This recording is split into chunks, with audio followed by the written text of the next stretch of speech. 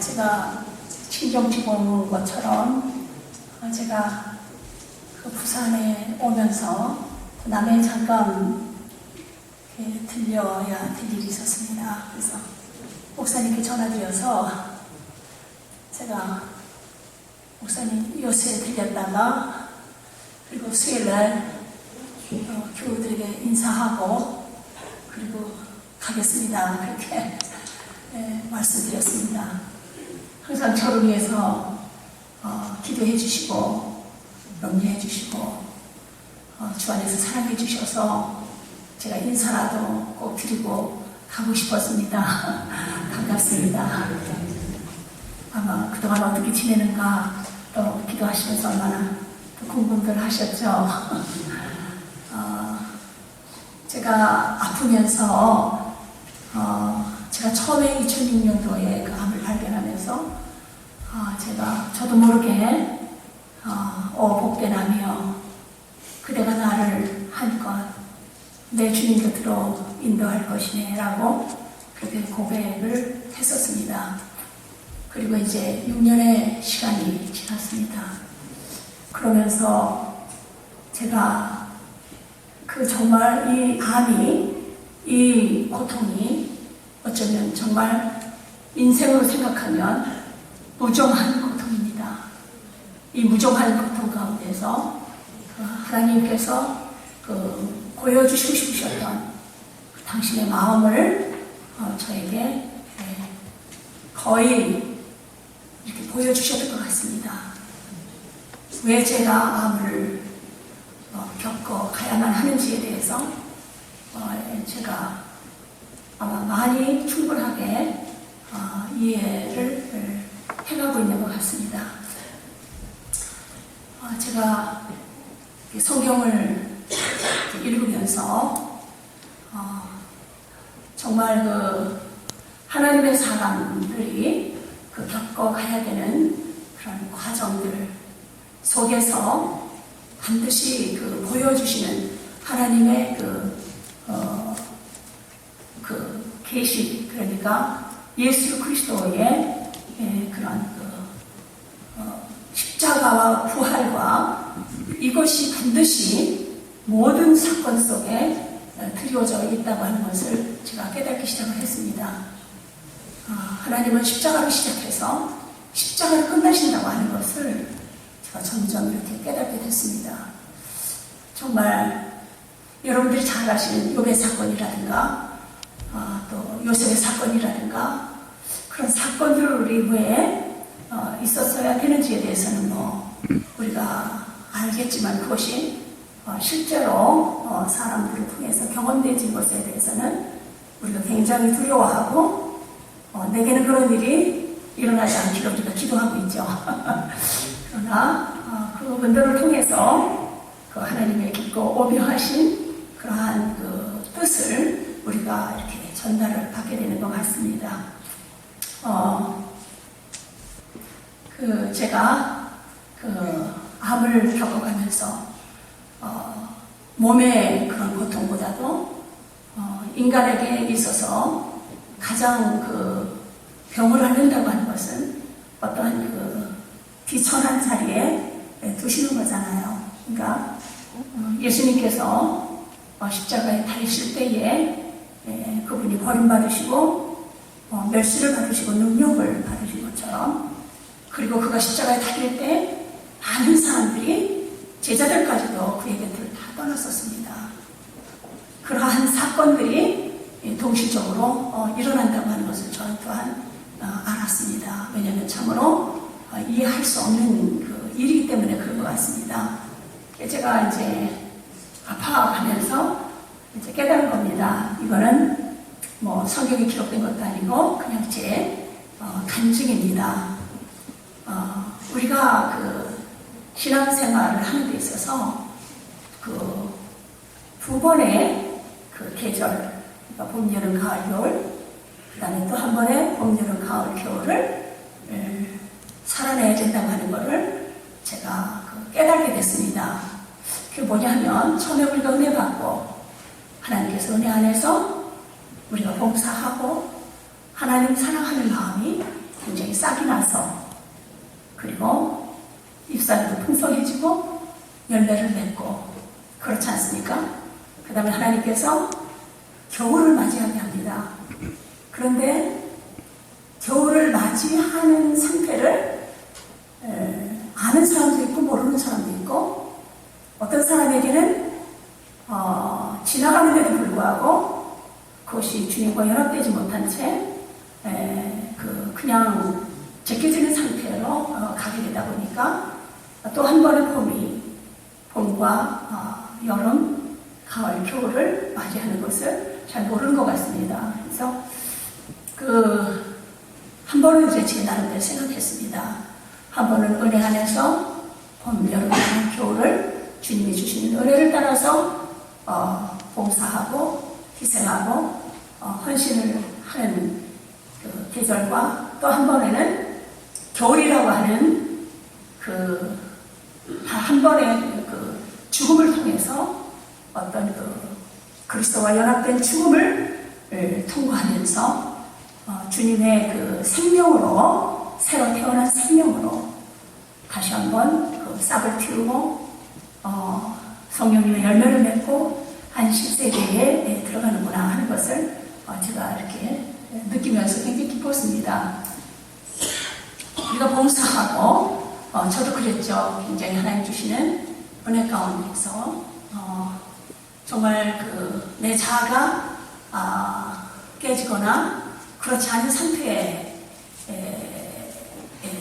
일지라도 우리가 하나님을 사랑하는 마음 때문에 최선을 다해서 헌신하고 봉사하죠. 그래서 내 마음속에 있는 어떤 그런 진실한 마음과는 상관없이 우리가 열매를 맺습니다. 그런데 하나님께서 우리에게 이제는 어떤 내 자연적인 봉사와 자연적인 생명에 의해서 살아가는 것이 아니라 이제는 예수 그리스도의 생명으로만 살아가게 하시기 위해서 하나님께서 우리에게 겨울을 우리 인생 가운데 허락하신다고 하는 겁니다.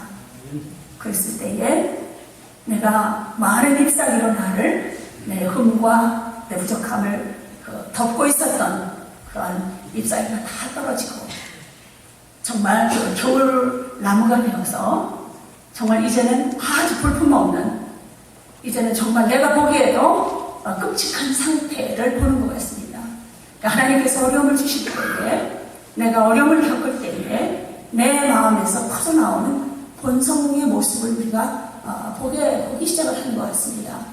어느 정도 우리가 기도하고 은혜스러울 때는 그냥 덮어가는 것 같습니다. 내 마음속에 있는 자아와 옛사람, 그러니까 내 성질, 내 자존심이라든가 그런 거 말이죠. 그런 것들이 많이 이렇게 기도하는 가운데 이렇게 가려져 있는 것이 그러나 그것이 지나면서 겨울을 맞아 어떤 어려움과 곤란과 그러한 고통을 지나가면서 우리는 내 안에서 반발하는 어떤 본성을 보기 시작을 합니다. 그때에 우리는 굉장히 놀라워하고 도대체 제가 왜 이렇게 메말라져 갔나, 은혜가 떨어졌나, 정말 본래 내가 잊었었던 삶인가 굉장히 깊은 고민을 하게 됩니다. 정말 왜 이러는가. 그런데도 불구하고 어떻게 해야 될지를 모르겠는 거예요. 이 옛사람, 이 정말 그 육신적인 열매만 드러나는 이 나를 이제 감당할 수가 없는 겁니다. 제가 신앙생활하면서 가장 고통스러웠던 하나님의 말씀이 있었습니다. 그게 시편에 보면 에브라임은 병기를 가졌으나 전쟁의 날에 물러서도다. 그 다음에 이런 말씀이 있습니다. 하나님께서 이스라엘 백성이 이제 고기 먹여달라고 그러니까 주님께서 먹여주신 다음에 그대로 죽이시는 장면이 나와요. 그때 그들이 돌이켜서 하나님께 많이 회개합니다. 정말 주님은 나의 반석이시오. 그렇게 회개를 그렇게 열심히 했는데 하나님은 곧장 이런 얘기를 하시는 거예요. 너희는 너희 말로 나에게 거짓말하고 아첨했도다. 그 말을 곧이어서 하시는 거예요. 그들이 그렇게 회개하고 그렇게 철저하게 하나님을 기억했는데도 불구하고 하고 고백했는데도 불구하고 너희는 나에게 거짓말하고 하청했다. 그랬을 때에 제가 얼마나 슈크를 받았는지 몰라요. 그 젊은 날에 절망했습니다. 그럼 하나님, 누가 당신을 섬기리까? 어떻게 주님을 섬길 수가 있겠습니까? 하는 고민을 그렇게 제가 많이 했습니다. 젊은 날에. 그 다음에 이제 여호수아 24장에 보면 그 마지막 여호수아가 고별 설교를 할 때에 이런 얘기를 합니다. 이제 나와 내 집은 하나님만 섬기겠다. 그렇게 얘기를 하시면서 너희는 하나님을 섬기지 못할 것이다. 왜냐하면 하나님은 거룩한 하나님이시기 때문에, 질투하시는 분이기 때문에 너희는 하나님을 섬길 수 없다. 그러니까 이스라엘 백성이 아니요, 섬길 수 있습니다. 이러니까 아니, 너희는 섬길 수가 없다. 그 말씀을 읽을 때 제가 얼마나 고통하고 고민하고, 그러면 하나님은 어떻게 하나님을 섬겨야 하겠습니까? 그 깊은 그 절망과 슬픔을 가져드렸습니다. 언제나 아마존에 가서 엄청난 그 고통과 시련 가운데서 내 자신을 산제사와 같이, 산지물과 같이 순간순간을 드리고자 했었던 애씀이 저에게 있었습니다. 어쩌면 수도자적인 마음으로 내게 허락하시는 이 모든 고통과 고독과 이 슬픔과 정말 잔인할 만큼 그 고통스러운 환경 속에서 어떤 주님을 섬기고자 하는 그러한 순명을 생각하면서 내 자신을 바치기를 원했던 그러한 삶으로 이렇게 일관했던 것 같아요. 그렇기 때문에 그 모든 것 속에서 순종하면서 이렇게 살아냈던 것 같습니다. 그러면서도 그렇게 사역에 열매가 맺히고 또 그렇게 하나님께서 나는 건강 상태가 50이 됐을 때 이미 저는 죽은 상태인 걸 좀 알았습니다. 제가 50에 지팡이를 집었으니까요. 너무나 힘이 없고 이제는 면역력도 떨어지고 정말 하나님의 신이 아니시면은 도저히 제가 감당할 수 없는 그 말라리아 걸리고 이제 그런 상태까지 정말 너무 연약해져서 제가 감당해낼 수 없었을 만큼 쇠약했습니다. 제가 이미 죽음이 50에 왔었다고 하는 걸 제가 알았었습니다. 그럼에도 불구하고 기도만 하면 하나님께서 새 힘을 주셨습니다. 그래서 그 힘을 의지해서 정말 지팡이의 몸을 의지해서 강의하면서 형제들을 섬겨내는 일에 그들이 정말 하나님을 그 제자의 삶을 살아내는 것까지 무거운 부인을 보냈습니다. 그러니까 그들이 십자가를 알고 자기 자신을 부인하고 끝까지 세상 것과 오늘 사랑하지 않고 온 유혹을 물리치는 채 십자가를 사랑하며 주님을 섬겨내기를, 그것까지만 되면 우리는 모든 일을 다 그들에게 모범을 보였다, 이렇게 생각을 해서 참 치열한 영적인 전쟁을 그 형제들이 정말 마귀의 올무에서 벗어나 진리를 알까, 진리를 순종할까 해서 정말 육탄적으로 그들을 섬기곤 했었던 것 같습니다. 그래도 제가 아직까지는 주님과 연합해서 안전한 지능 상태의 믿음으로 들어가는 것에 대해서는 제가 잘 몰랐던 것 같아요. 그래서 제가 이제 암을 허락받으면서 하나님께서 저를 온전히 주님과 연합된 삶으로, 부활의 생명으로 다시 한번 생을 살아가도록 나의 옛사람을 벗어버리게 하시기 위해서 하나님께서 나에게 이것을 허락하셨다고 하는 것을 몇 년 전서부터 제가 눈치를 채기를 시작했습니다. 그러면서 나에게는 오직 십자가로 시작해서 십자가로 끝나는 것, 매 순간 매일 내 인생에 있어서는 오로지 내 생명은 언제나 분초마다 죽은 줄 알고 사는, 그래서 언제나 부활의 생명의 능력으로 연합해서 주님과 살아가야 된다고 하는 것에 대해서 주님께서 이렇게 열어주시기 시작을 했습니다. 물론 이제 저는 그 지식에 대해서 이렇게 선명하진 않았던 것 같지만, 그러나 성령의 그 열매가 내 삶 가운데, 내 성품 가운데 드리워졌던 것을 알았습니다.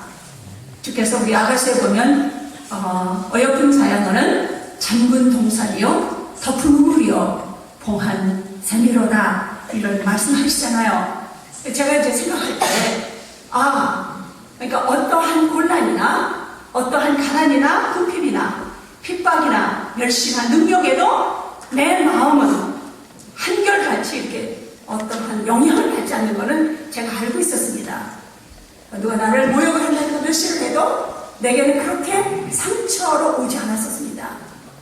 그래서 제가 이것이 바로 아무도 나를 흔들어 뺄 수 없는 주님과 나와의 교제에서 그 누구도 나와 그 어떠한 곤란이나 핍박이나 가난이나 능력도 나를 빼어날 수 없는 그 흔들어서 주님과 나와의 사이를 가난할 수 없다고 하는 것을 어렴풋이 저가 알면서 이렇게 살아왔었습니다.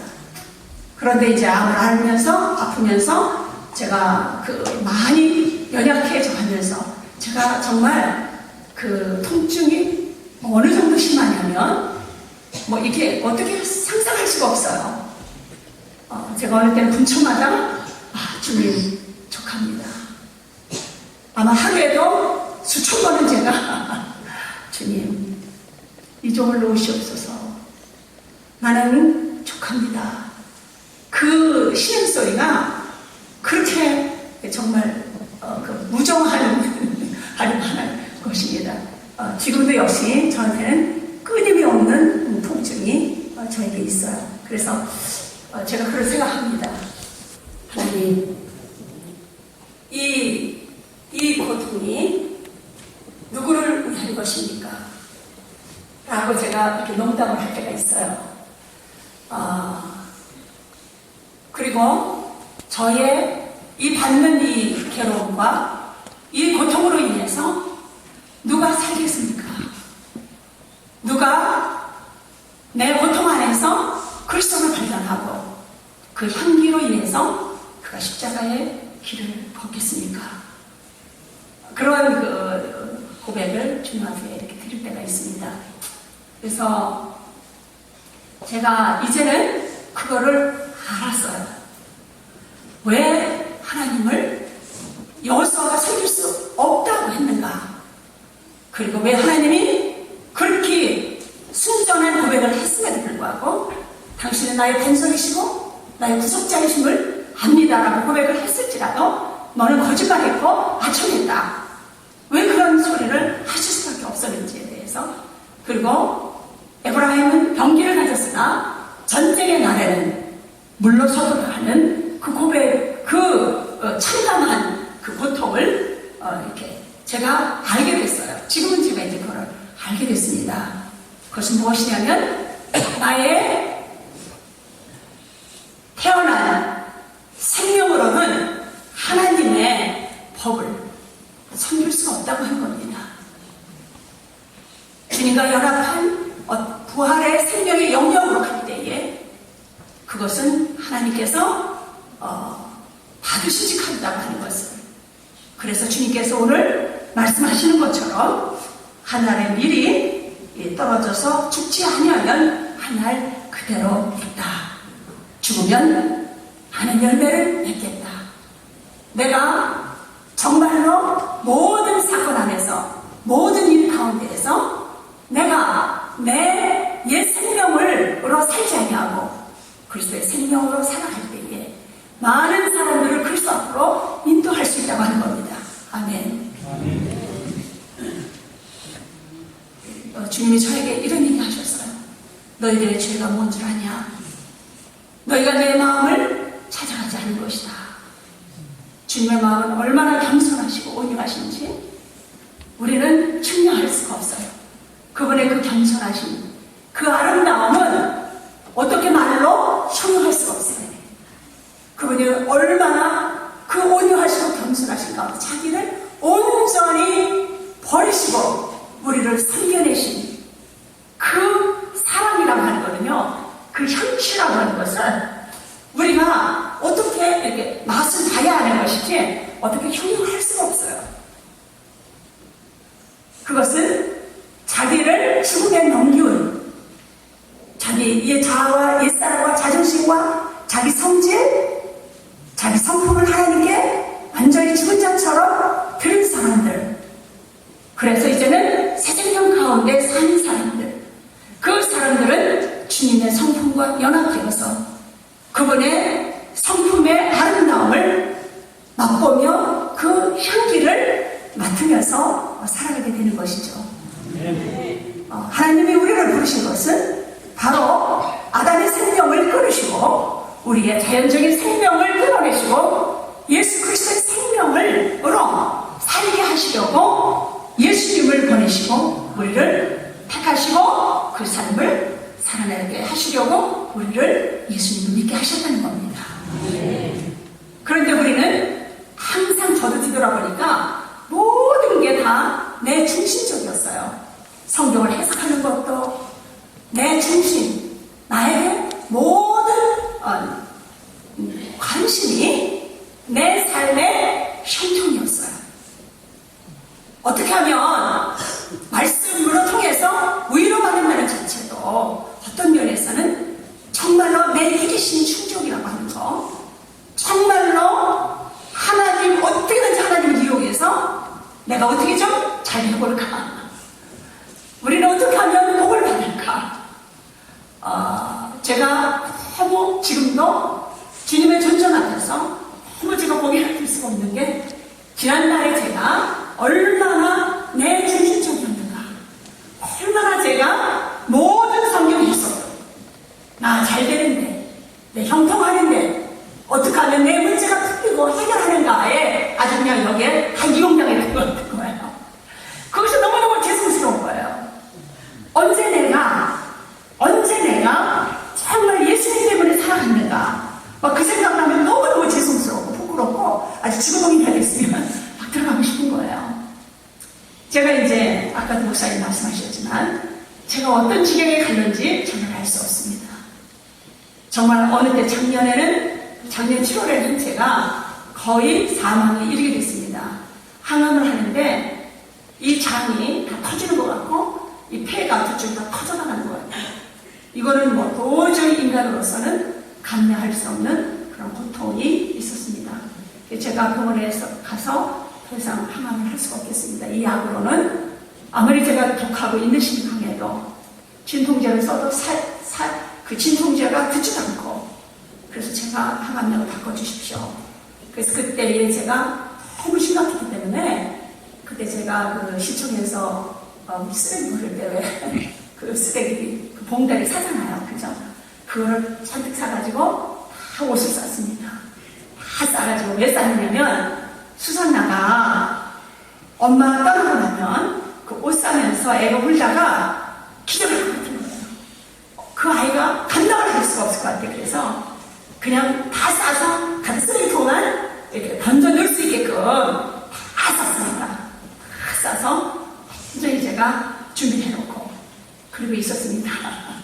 그런데 또 하나님이 또 반짝 또 사람들을 통해서 이렇게 저는 이렇게 하나님이 이렇게 사람들을 통해서 사람들을 이렇게 치료할 수 있도록 그 사람들을 이렇게 자꾸 주셨어요. 그래서 그렇게 하면서 근데 늘 그러한 그 수고를 하게 하시는 거예요.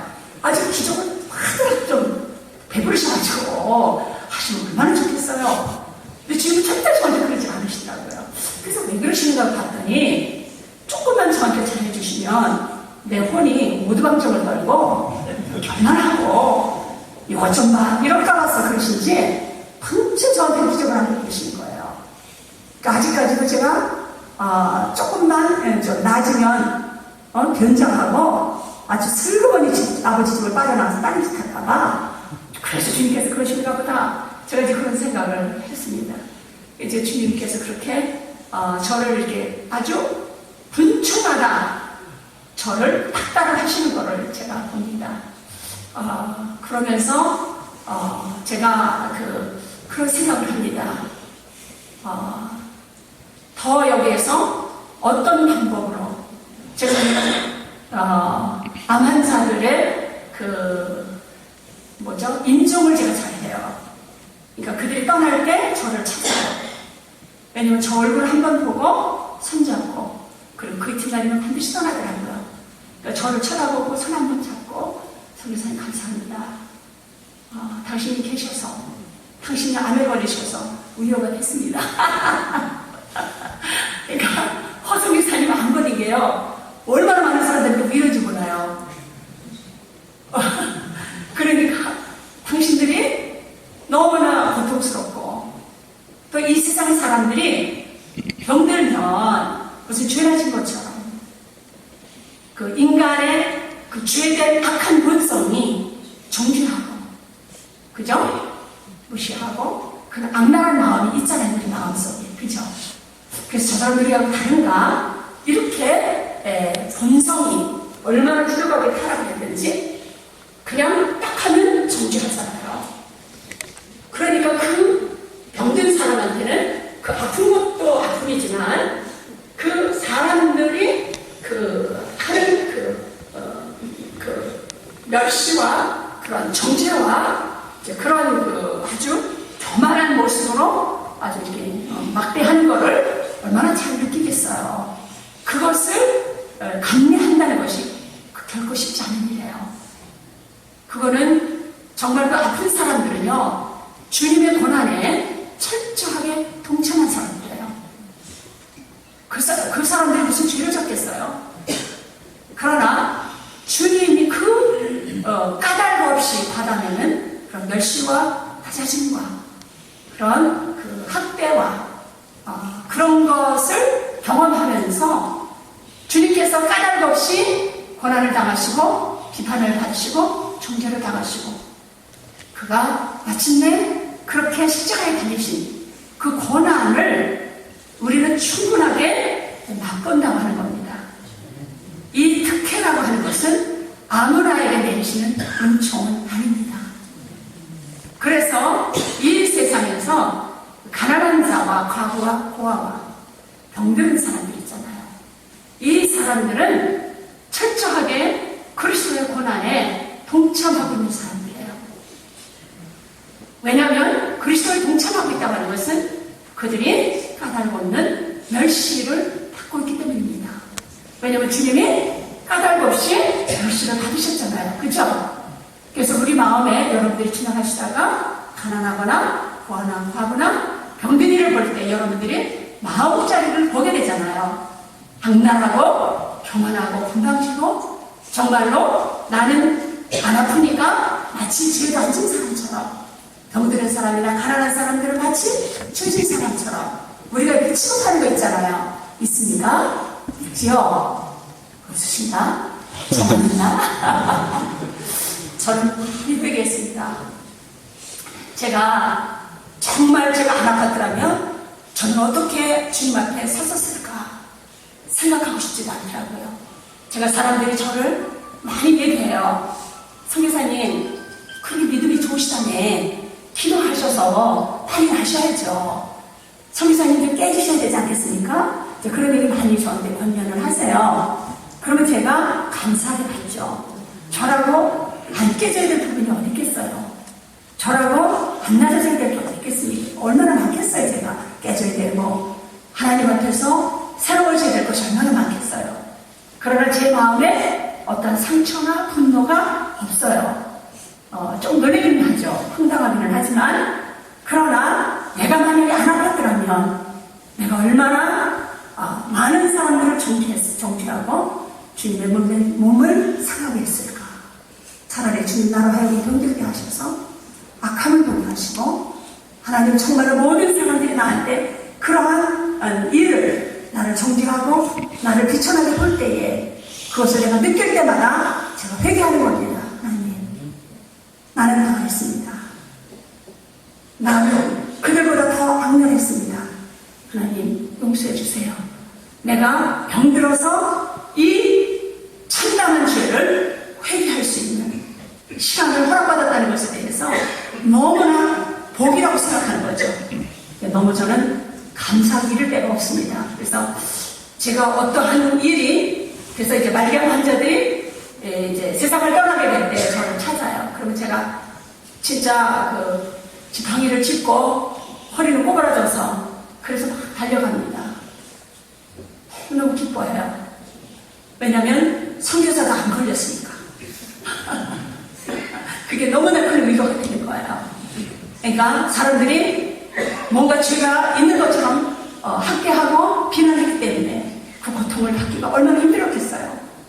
그러는 가운데서 선교사님도 안 걸렸으니까 너무나 위로가 되는 거죠. 그래서 이제 그들의 손을 꼭 잡고 기도하고 그냥 저를 쳐다만 봐도 안 하는 거죠. 그리고 그 이튿날 주님 앞에 가는 형제와 자매들을 많이 지금은 이제 임종을 가기 전에 저를 불러서 이제 가고 합니다. 얼마나 감사한지 모르겠습니다. 정말 그 아픔이 저에게 아픔을 주셔서 정말 저로 하여금 평안하지 않게 하시고 그 독을 제 영혼 속에서 빼내시고 치료하시고 주님의 겸손하신 그 생명에 연합할 수 있도록 그와 그분과 함께 살아갈 수 있게 해주신 것이 얼마나 감사한지 모르겠습니다. 근데 그분들이 돌아가실 때 보면 너무 끔찍하잖아요. 너무 쇠약해지고 그 모습도 너무 아름답고 그렇잖아요. 그래서 내가 이제 그런 생각을 할 때가 있어요. 때로는 주여 하나만 하시면 이 잔을 옮겨주시옵소서. 나는 좀 분명히 해주셨으면 감사하겠습니다. 이렇게 슬쩍 카드를 주님한테 이렇게 내밀어 보려고 그러다가도 주님은 안 그러실 거다. 가난하고 너무나 슬픈 형제들 때문에 나를 곱게 죽게는 안 하실 것 같다. 내가 너무 곱게 죽으면 가난하고 슬픈 내 형제들이 위로가 있겠는가. 제가 그 생각을 해봐요. 주님께서 내 모든 기도를 거절하실지라도 나는 당신이면 충분합니다. 나는 이미 당신을 알았고 이미 나는 당신의 사랑으로 나는 충분합니다. 나는 이제 족합니다. 이제 그러한 고백을 늘 제가 요즘에 해요. 그리고 주께서 나에게 믿음을 더 주께서 저를 신뢰하신다면 저를 더 가난하게 하시고 저를 더 비참하게 주께서 만드실 겁니다. 왜냐하면 하나님께서 영광을 받으시기 위해서 분명히 주님께서는 나를 더 안 좋게 하실 것이라고 하는 그런 믿음을 제가 가지고 있어요. 참 놀라운 것은 그 요한이 이런 얘기를 그 요한 사도가 마지막 장에 이런 얘기를 해요. 베드로 사도에게 예언해 주시잖아요. 그러니까 베드로가 출석거리고 요한은 어떻게 되겠냐고. 그러니까 아니 내가 올 때까지 살려주면 어떡할래? 어쩌면 안 되지? 이런 식으로 얘기를 하시다가 이런 이제 그 사도 요한이 이런 걸 이 말씀을 기록했어요. 마지막 장에 이 말씀을 하신 베드로가 어떠한 죽음으로 하나님께 영광을 돌릴 것을 가리키시니라 이러라 이런 말이 있어요. 그러니까 하나님 어떠한 죽음으로 아시잖아요. 베드로가 거꾸로 십자가에 못 박혀 돌아가신 거. 그런데 그것이 그 죽음이 하나님께 영광을 돌리는 것을 가리키니라 이렇게 기록이 되어 있어요.